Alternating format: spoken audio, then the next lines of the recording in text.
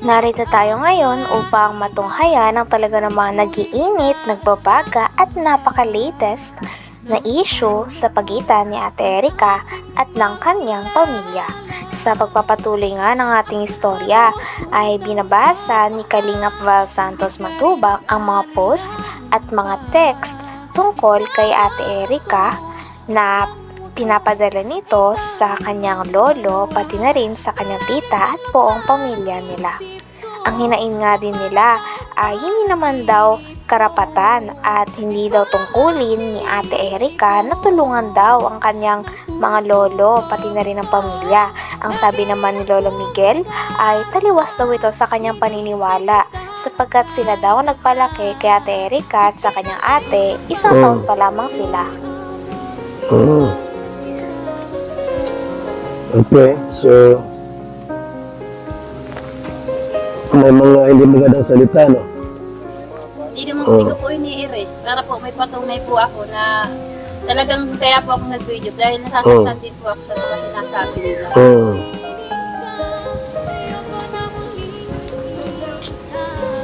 Okay.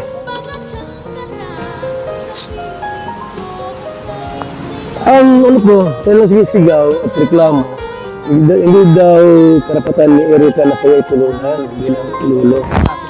Saan sila naglaki? Pwede naman po sa amin, hindi naman po. Ang mapa sa amin, hindi ako nang nagkakanong, kaya lang, ang hihinapit ko dun. Bakit saan sila naglaki? Mapa sa amin sa 1 taon pa nagkalaki. Kasi sila may 2 taon. O sa amin, pinaaral ko. O, ay yung nanay niya nasa nagkapasarap sa Maynila. Yun. O, nasa amin yan. So parang ano tayo, parang Isa pa sa hinain ni Lolo Miguel ay hindi naman daw nga talaga ang pera, ngunit para sa kanya ay napakasamang gawain lamang na tatalikuran mo na lamang at kakalimutan mo na lang bigla ang mga tao na nagpalaki, nag-aruga at nagpaaral sa iyo simula bata ka.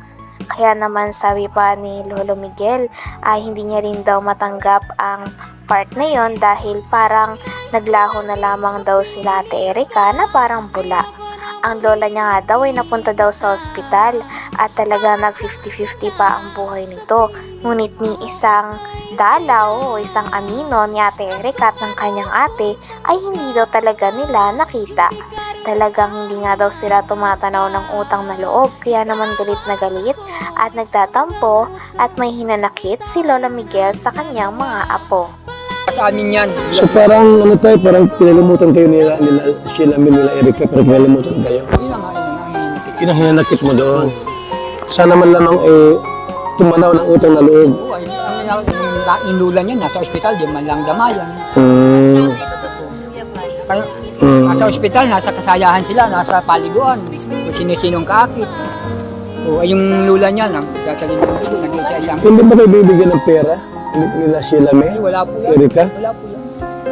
Kaya kailan kayo huli binigyan ng pera? Nung nakabablog pa kami kay Ram. Ay kaya kalinga problem ginablog pa kayo. Yung mismo galing sa kanila na galing sa Yun eh. nila Erica, nila Sheila May, galing kay John A. Ay, wala po akong ganun. Wala kayong binigyan? Naibigay lang sa akin pera. Pag yung ibinili ko talaga ng sangkap ng bahay nila at inutusan ako nila. Hindi mo naman sa iyo yan. Hindi sa akin. Hindi sa iyo. Hindi sa akin. So wala talagang binigay sa inyo. Wala naman. Oo, Ngayon, bakit po humantong May pruweba nga ang tita ni Ate Erica na sinasabihan silang mga gutom na aso ng mga tao na kakampi ni Ate Erica.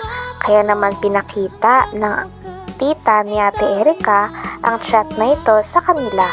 Dahil dito ay mas lalo pa nga nagagalit si Lolo Miguel kay Ate Erica pati na rin sa kanyang ate at sa mga tao na kumakampi pa dito dahil sila na nga daw ang iniwan at talagang hindi nirespeto dahil umalis daw ang dalawa sa bahay nila nang walang paalam at hindi na nga sila binibisita pagkatapos nilang palakihin ng mga ito at paaralin. Ngunit in return nga ay walang natatanggap na tulong sila Tatay Miguel galing kila Ate Erica tulad ng mga pinapakalat nila na nagsusustento pa daw sila Ate Erica sa kanila. Yung halimbawa, nagpapalabas po sila ng mga bagay-bagay na kay Erika po na para sumikat at gusto nila, mag-agree pa rin si Papa na totoo, nakakatanggap kami ng pera, totoo na kay Papa ang pera. Hindi naman. Po, kahit hindi naman po. Yun lang po yung inaano ko, point ko po doon na gusto ko po malinis yung pagbibintang po. Siyempre po yung mga tao po nakakaalam na akala po nila nasa amin po ang pera, kala Papa po. Kaya Kuya Bal, ganyan nangyayari. Kaya ganyan ginagawa sa amin. Dahil doon sa sasabing pira na padala sa amin buwan-buwan, sila ang kumukuha. Ang biyabato nasa amin. Wala naman sa binibigay. Kaya Wala. sumikat, magkaroon silang pira. Kaya ganyan ang sabihin nila. Bigyan sila ng bigyan sa kanila. Hindi mabinibigay yung wala niya. Ginagamit lang ako. Ginagamit ko yung mag-asawa.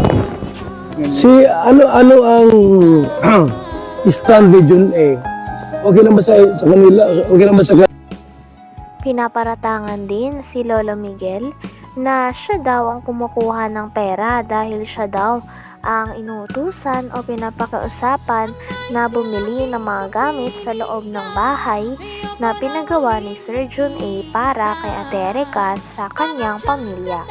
Ngunit kiit naman ni Lolo Miguel ay wala naman daw napupunta sa kanya sapagkat pinapabili lang daw siya, at kapag pinabili daw siya ng gamit ay binibili niya naman daw talaga ng walang labis at walang kulang.